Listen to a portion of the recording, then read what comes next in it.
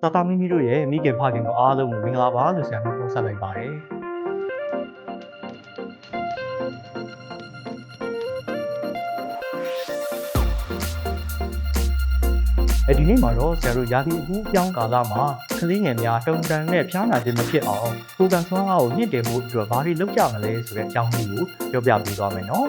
အဲ့တော့ဆရာတို့ရာသီအပြောင်းကာလလေးတွေတွေကနေမိုးအပြောင်းမိုးကနေဆောင်းအပြောင်းကာလလေးတွေမှာကဒါရာသီဥတုကအေးလာတာနဲ့အရာကလေးတွေကိုယ်ကအားနည်းတဲ့အချိန်မှာ virus တွေကလည်းအေးတဲ့ရာသီမှာပူပြီးတော့ထကြွတယ်ပွားများတဲ့အတွက်ကြောင့်မို့ဒီအချိန်တွေမှာပူပြီးတော့ဆရာတို့ဖျားနာခြင်းတွေဖြစ်တတ်ကြပါတယ်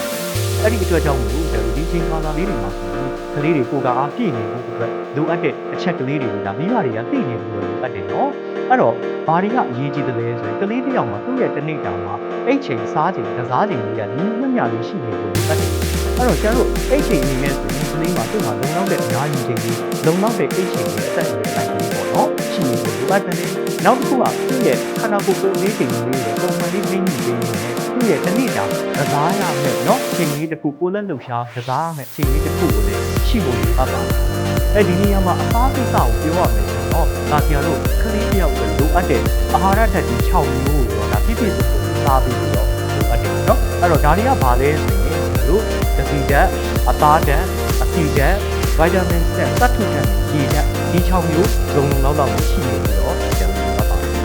ာဟုတ်ပြီအဲ့တော့ဒီထဲမှာဆရာတို့ဒါတွေလုံလုံလောက်စားဖို့အတွက်နော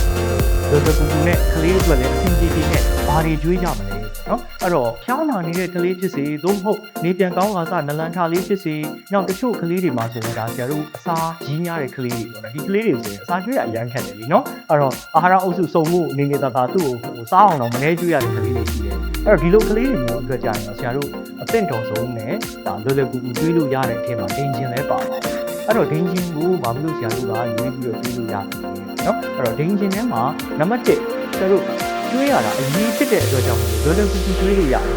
်နံပါတ်2သူ့ရဲ့အရသာလေးကကောင်းတဲ့အတွက်တော်ရုံတန်ရုံဆိုရင်ကလေးတွေကလက်ခံတယ်တခြားဟာမစားရင်တော့ဒါဒိန်ချင်းကိုသူတို့တောက်နိုင်ကြတယ်နံပါတ်3ဒိန်ချင်းထဲမှာပါတာကဆရာတို့ဓာတ်တော်တော်များများပါတယ်နော်အဲ့တော့ protein တွေလည်းပါတယ်ဗိုက်တာမင်ဆိုလည်းဆရာတို့ဗိုက်တာမင် C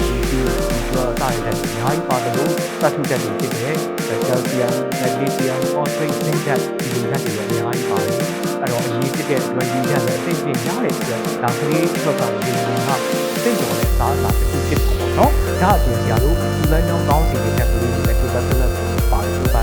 ီပါတဲ့အတွက်ကြောင့်ကလေးတွေအာဟာရကိုပိုကောင်းအောင်အဲ့တော့ဆရာကြီးဒိန်ဂျင်ထဲမှာဒီဓာတ်တွေပါတယ်ဒီဓာတ်တွေကဘာတွေကိုကောင်းတယ်လဲကလေးတွေကဘာတွေကိုကောင်းတယ်ဆိုတော့အဓိကဒီလိုလဲအားလုံးနဲ့ကြားမှုပါတယ်နော်ဒိန်ဂျင်ထဲမှာလုံးနဲ့လုံးထက်ပစ္စည်းတွေထဲမှာကယ်လ်ဆီယမ်နဲ့ဗိုက်တာမင် D တွေပါတယ်အတွက်ကြောင့်မို့ဆရာတို့ကလေးရဲ့ပွားနဲ့ဒီလိုကိုသာပါနေတယ်နောက်သူ့ရဲ့ကိုယ်ခံအားတွေကိုလည်းကောင်းတယ်နဲ့နိုင်ပါတယ်ပြီးတော့ protein ပါတဲ့အတွက်ကလေးရဲ့ကြွက်သားတည်ဆောက်မှုနဲ့သူ့ရဲ့တနည်းကလိုအပ်တဲ့ energy ကိုလည်းအတိုင်းအတာတစ်ခုပြီးဖြည့်ပေးတာပေါ့နော်အဲ့တော့နောက်တစ်ခုအနေနဲ့ဒါကလေးရဲ့အစာအိမ်နဲ့ပြည်ပန်းကြောင်းကောင်းဖို့အတွက်အဲမှာ probiotic တွေနဲ့ lactobacillus တွေပါတယ်နော်အဲ့ဒီအတွက်သူ့ရဲ့အစာချေစနစ်ကလေးကိုလည်းပူပြီးကောင်းမှုစေတယ်ဒါဒိန်ချင်းသည်ကလေးအတွက်သင့်တော်တဲ့အစားအသောက်တစ်ခုဖြစ်တာပေါ့နော်ဒီထက်မှာဒိန်ချင်းလို့ပြောလိုက်လို့ရှိရင်ဒါဆရာတို့ကလေးတွေတော်တော်များများကတော့ရိုးရိုးဒီလိုပဲဒိန်ချင်းဆိုဒိန်ချင်းပဲသိကြတာပေါ့နော်တကယ်တော့ဒိန်ချင်းကမှဆရာတို့မျိုးမျိုးခွဲပြီးတော့ထုတ်ထားကြတာကြီးပဲရှိပါတယ်အဲ့တော့ပုံမှန်ဆရာတို့fortify လုပ်ပြီးသားပေါ့နော်ကယ်လ်ဆီယမ်တွေဒါဗိုက်တာမင် C protein C အပြည့်အဝပါတယ်ရိုးရိုးဒိန်ချင်းတွေလည်းရှိတယ်လို့ပဲစာရင်းနဲ့ဦးလန်းကြောင်းကောင်းဖို့အတွက်အစာချေစနစ်လေးကောင်းဖို့အတွက်နော်ကလေးအစာပြတ်နေတဲ့အချိန်အစားတော့မစားနိုင်တဲ့အချိန်ပို့ပြီးတော့ပေါ့နော်သူအစာအာဟာရလေး appetite လေးလိုက်လာဖို့အတွက်ထုတ်ပေးထားတဲ့ probiotic တွေပါတယ်ဒိန်ချင်းလေးတွေလည်းရှိတယ်နောက်တစ်ခုကကလေးရဲ့ကိုယ်လေးစီရင်လည်းပုံမှန်ထိန်းနေရင်းနဲ့ဝန်းချုပ်တာတွေပါမဖြစ်အောင် fiber ပါတဲ့အစီလျှော့ထားတဲ့ဒိန်ချင်းမျိုးစားတွေလည်းရှိပါတယ်ဒီလိုတတ်တတ်မှတ်မှတ်ကွဲကွဲပြားပြားလေးတွေရှိတယ်ဆိုတာကိုသိစေချင်တယ်နော်အဲ့တော့ဆရာတို့အစားအသောက်ဒီကလေးကိုနောက်ဆုံး